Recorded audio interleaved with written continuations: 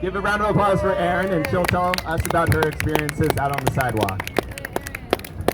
Hi everyone, I'm a millennial, a Southeast Asian immigrant, Christian. I'm a sidewalk counselor.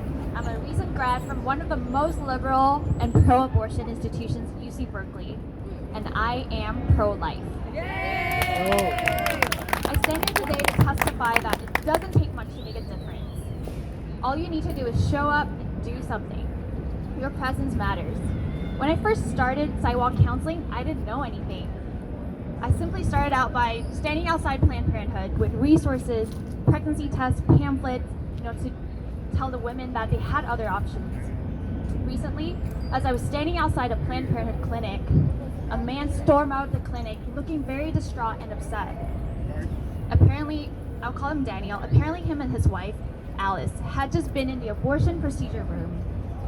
During the procedure, she changed her mind and started screaming, "Stop!" The abortion doctor, instead of honoring her request, continued to proceed. Daniel was very, very upset. And so he was horrified and he started saying, "Stop." The doctor didn't do anything. They kicked him out of the procedure room, locked the door, dumped all his stuff on him. We waited with him for about 5 hours, and later we found out that Alice had been released, still so drugged up on fentanyl, completely lost, no clue where she was, without her phone or wallet. Because my friends and I simply chose to be there when no one else did, we were able to help Alice and Daniel in their time of need. We walked them through the post-abortion trauma. Both vowed to never get an abortion ever again, and they're telling their friends and family, everyone they know, about this experience and the horrors of Planned Parenthood. This is just another example among countless others of how the pro-choice movement contradicts itself. How can they call themselves pro-choice when they had such blatant disregard for Alice's choice on the operating table? Where was her dignity when they released her onto the streets to wander on her own in the cold with no way of contacting her family? Far too many people believe what the media says about Planned Parenthood, glorifying it as if it's a good women's health clinic. The truth is, they're just a money-making machine that seeks profit at the expense of innocent lives. I believe Alice's story will reach the ears of many other women, and they will change their mind and choose life. Her tragedy will now be used to prevent other women from having their own. But see, we must remember her child was lost. She did not have a happy ending. But we must remember that there are hundreds of thousands of women every year who are facing the same devastating crisis that Alice had. And their story does not need to end the same way. It just takes more pro-lifers like you and I choosing to be there and demonstrate that we really do care. When everything seems bleak and hopeless to these women, your decision to make yourself available and give them the support they need can make the difference between life and death. I think the pro-life movement is very unique in that while a lot of movements are using anger and violence to make their voice heard, we are resorting to love and logic. We can be gentle while exuding strength. We can be compassionate without compromising our message.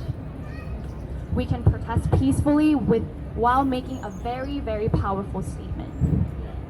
We must never forget, as in the words of Martin Luther King Jr., darkness cannot drive out darkness. Only light can do that. Hate cannot drive out hate. Only love can do that. I think this battle is very similar to what Jesus faced over 2,000 years ago. Our sins have separated us from God. By turning our backs on him and committing evil, we became his enemies. But instead of destroying us, Jesus loved his enemies unto his death, and it was a humiliating death on the cross. In the end, he won. He won decisively and he won beautifully. He came to show the excellent way of love. Similarly, we're here to help the ones that are hating us, rejecting us, cussing us out. Those are the ones that need our love and care the most. Not too long ago, I got a chance to talk to a very angry pro-choice woman, and she said, I'm very proud of my abortion. I found out later that she was just so hurting deeply on the inside. She didn't know how else to cope with her loss.